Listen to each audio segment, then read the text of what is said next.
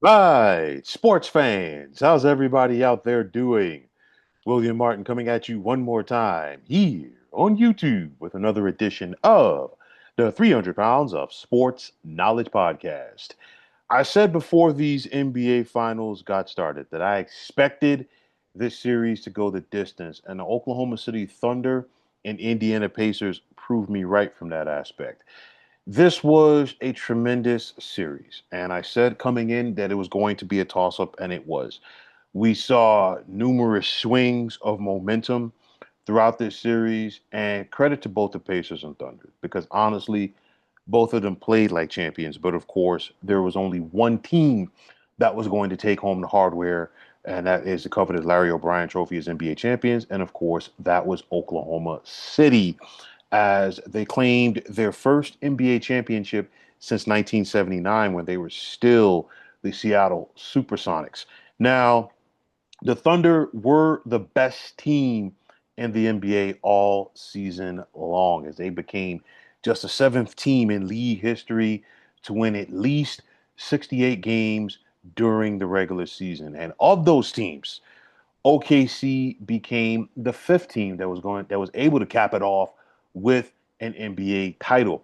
Like I said, this was a back and forth series, which was capped off by a solid Game Seven on Sunday night. But of course, that Game Seven was overshadowed by the Achilles injury that was suffered by Pacers star guard Tyrese Haliburton in the first quarter. Haliburton went out on a shield, okay, because we saw him suffer that calf injury basically at the same part of the court at the Paycom Center in game number five. I didn't expect him to come back for game six. He did play. He played effectively in Indiana's win. It was one of those clearly he wasn't taxed due to the fact that the Pacers had a blowout win over the Thunder in that game. And, he got off to that strong start in game seven. He was 3 of 5, all three pointers. And Halliburton from the word go looked like he was dialed in. And it was going to be a big night for him. Of course, that was not the case. And, to Indiana's credit, because they are a tough nosed team, and they're going to leave it all out there. And I think that is, the embodiment of their head coach, Rick Carlisle. And they were as game as I expected them to be. They gave OKC everything that they had. We saw the Pacers even take the lead into the locker room at the half, but they were fighting an uphill battle on the road against the Thunder without Halliburton. And I'll say this Indiana, they left it all out there. They played their what's off. But I think, one thing, if you want to look back at this series for me with the Pacers, I think they're going to rue the day that they were unable to put the Thunder away in game number four at home. They had an opportunity to put OKC in a 3-1 deficit. Okay, they had a 10-point lead in the fourth quarter, and they could not seal the deal. And the Thunder, really, to their credit, they showed their resolve. This was the only time in these playoffs that we saw Indiana lose two games in a row. And they did it in these NBA finals. Every other time that they lost a game in this series, in these playoffs, rather, they came back and took care of their business in the following game. But of course, OKC was a different beast. But nonetheless, in regards to the Thunder, it's the perfect cap to a great season for them and also their star, Shea Gilgeous-Alexander. SGA was the NBA's MVP during the regular season as he averaged nearly 33 points a game, and while he averaged almost 30 points during the playoffs, and he averaged more than 30 points a game in these NBA finals. And of course, you look at this Thunder team and what they were just 3 years ago, losing 60 games and how quickly that things have turned around. And you have to wonder if the sky is indeed the limit for these young Thunder. And, some people might even want to throw around the fact that they could possibly be a dynasty. We don't know. But the pieces are there because, I mean, you look at it. SGA is under contract for the next couple of years. He's only 26. Jalen Williams has really shown himself to be a player during these playoffs. He's only 24. Okay, and he's going to be set to get a big time extension pretty soon. You look at Chet Holmgren, he's only 23. He's going to be set up to get a big time extension pretty soon. So the core is there.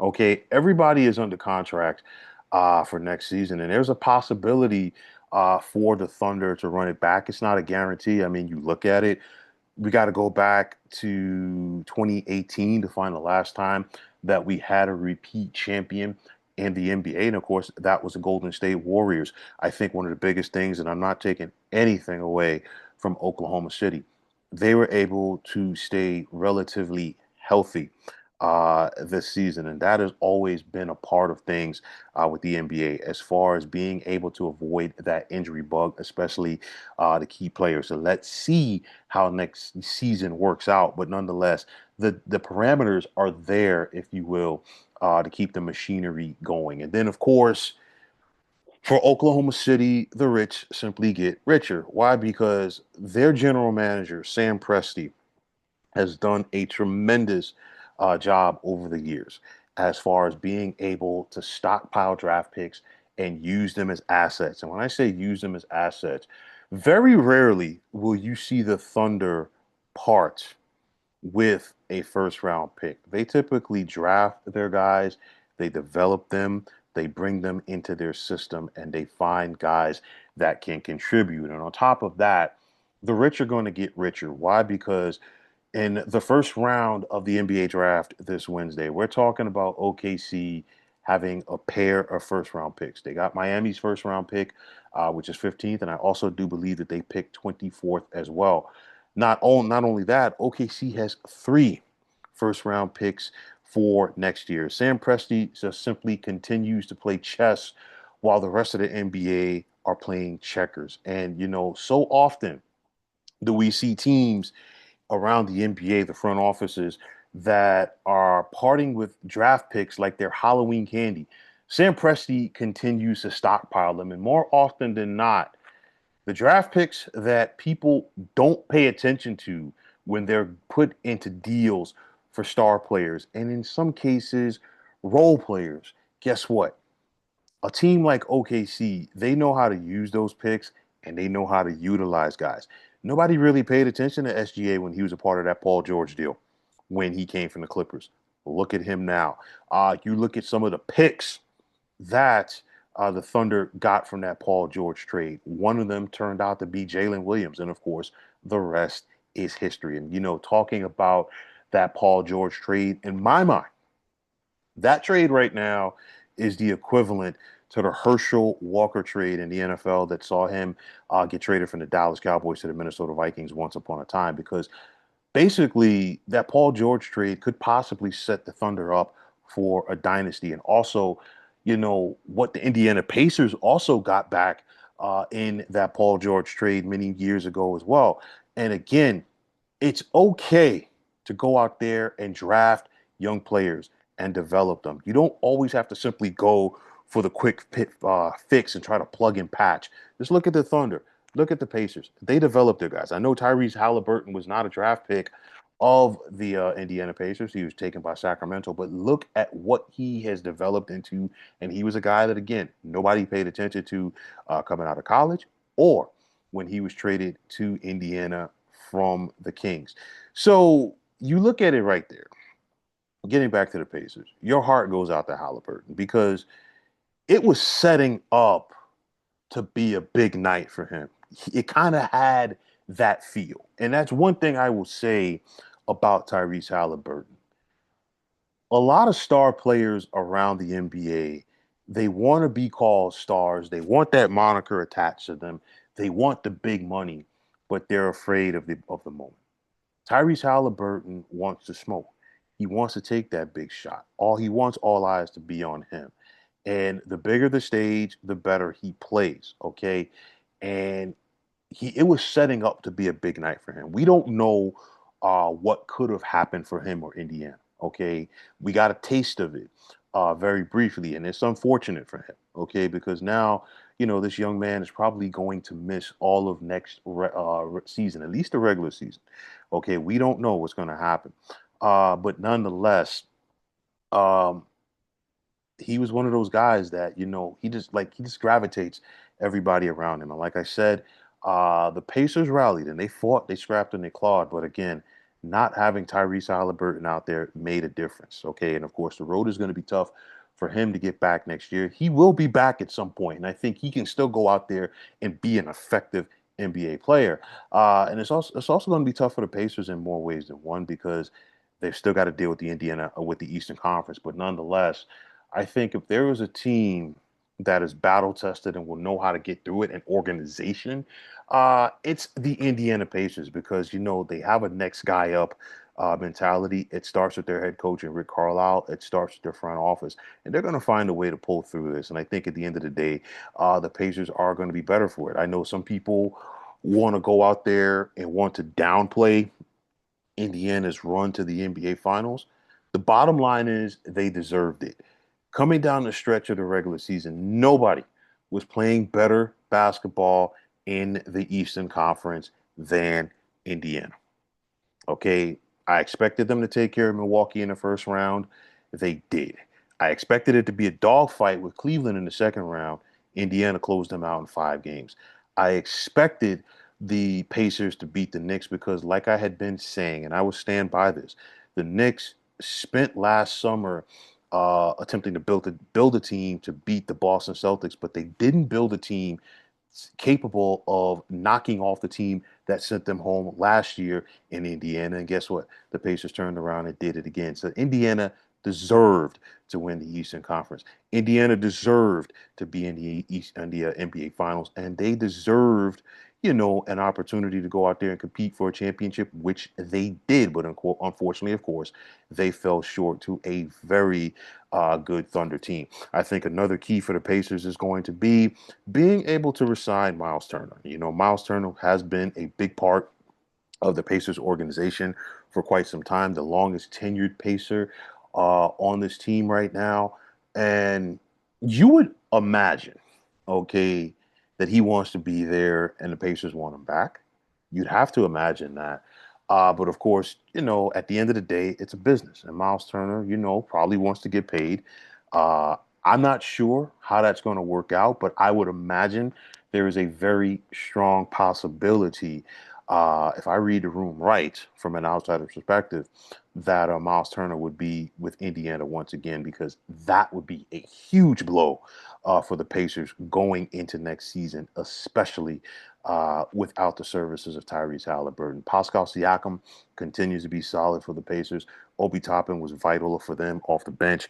You're going to need your Aaron Nesmith. You're going to need your Nimhards. You're going to need your team TJ McConnells more than ever as quality ball handlers without the presence of a Tyrese Haliburton for the upcoming season. But nonetheless, the Pacers fought, scrapped, and clawed.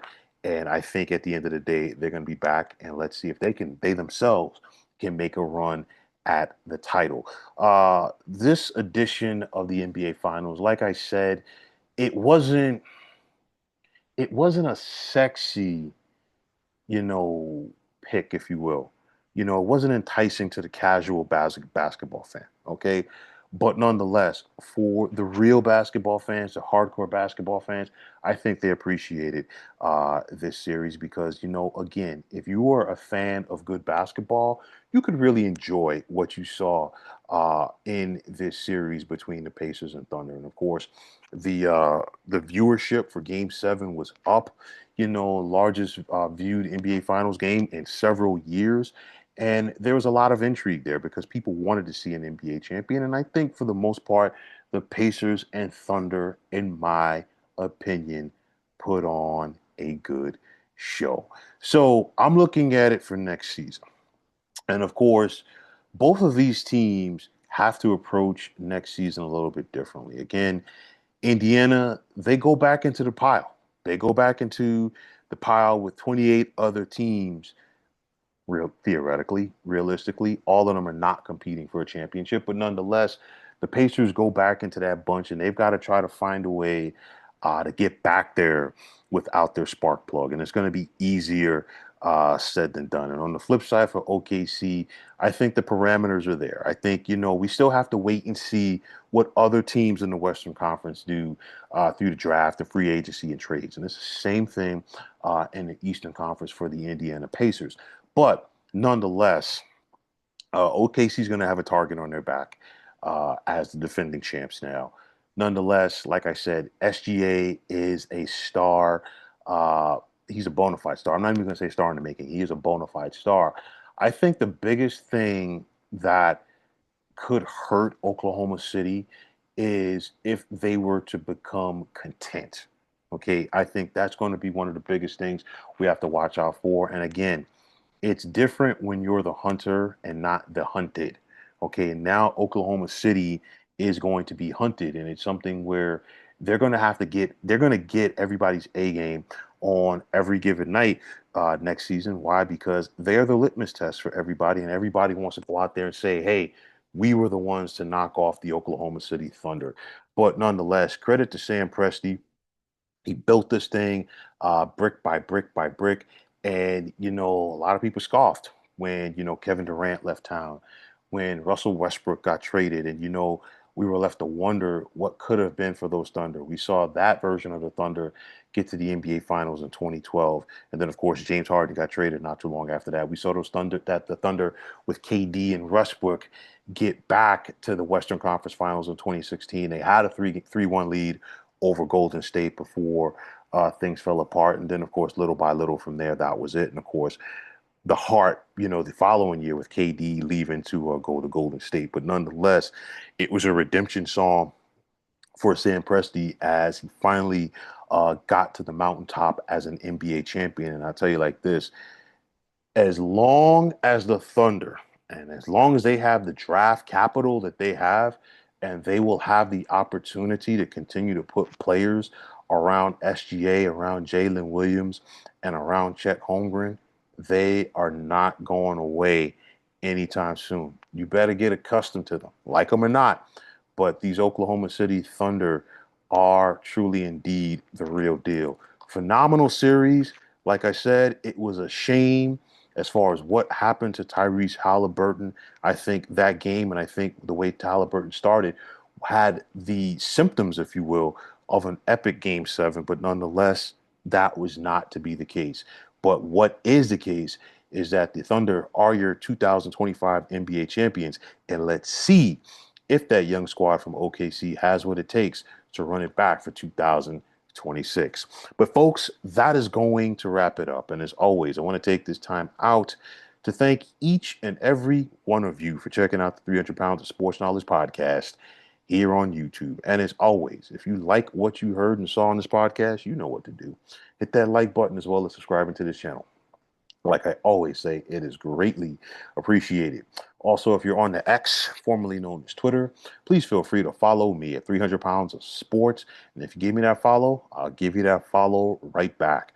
Same can be said for Instagram, where you can check me out at 300 Pounds of Sports Knowledge. You give me that follow, I will give you that follow right back as well. And then you can check us out on Facebook at the Sports Depot 365. And as far as I'm concerned, one of the better sports debating sites going on social media.